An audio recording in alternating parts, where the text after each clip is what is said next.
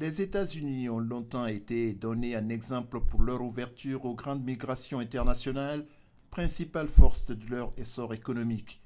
Mais tel ne sera plus le cas.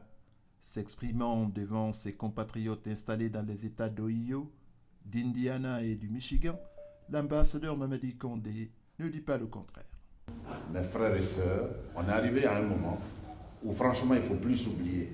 Ne vous dites plus que l'Amérique, il suffit simplement d'arriver, c'est fini. Non, c'est terminé ça. On est tous venus ici avec un rêve. Si on ne fait pas attention, ce rêve a tendance à devenir un cauchemar. Depuis l'arrivée du nouveau président Donald Trump à la Maison-Blanche le 20 janvier dernier, des rafles, arrestations et détentions se sont multipliées dans le pays. Objectif, l'expulsion de quelques 11 millions de personnes en situation irrégulière, avec en première ligne des criminels et la construction d'un mur à la frontière du Mexique. Vous avez des gens qui ont été arrêtés, qui ont été condamnés. Ces gens-là, pour eux, ne doivent pas rester aux États-Unis. Et il y a des gens qui sont entrés illégalement. La troisième catégorie, ce sont des gens qui sont en prison. Donc, si je me résume, vous avez une première catégorie de gens qui ont fait des délits, qui ont été condamnés, jugés et qui ont fait leur condamnation 5 ans, 6 ans, 10 ans pour certains, et maintenant qui sont même libres, pratiquement qui ont été libérés. Mais pour eux, ce n'est pas parce qu'ils sont libérés qu'ils vont les laisser. Ils vont les récupérer un à un. C'est ce qu'ils veulent faire. Selon la mission guinéenne, il y a environ 20 000 ressortissants guinéens aux États-Unis, légaux et clandestins confondus. À l'heure actuelle, il serait plus de 2 000 dans le collimateur de la justice. Après avoir été jugés et condamnés pour une variété de crimes, une cinquantaine de ceux-là sont actuellement en détention et attendent d'être expulsés. On ne défendra pas ceux qui se sont rendus coupables de crimes. Mais les honnêtes gens-là, vraiment on les défendra. Jusqu'à la dernière minute, on les défendra.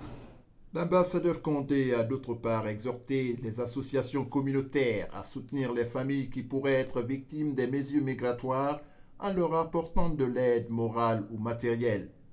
Autre aide juridique, celle-là, s'avère indispensable, insiste pour sa part Mohamed Doré, ancien président de la communauté guinéenne de Philadelphie. Le temps, la vitesse compte beaucoup avec les services de l'immigration.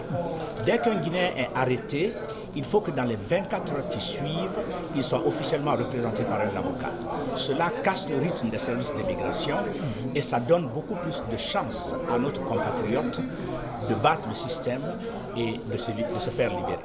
Cet appel est déjà reçu au niveau de la communauté guinéenne de Washington. Mohamed Sako est le président de l'une des associations locales. Automatiquement, un cabinet d'avocats à travers également les institutions qui défendent les droits de l'homme. À travers ceci, nous avons établi un partenariat dont nous pouvons utiliser les contacts et balancer à la communauté.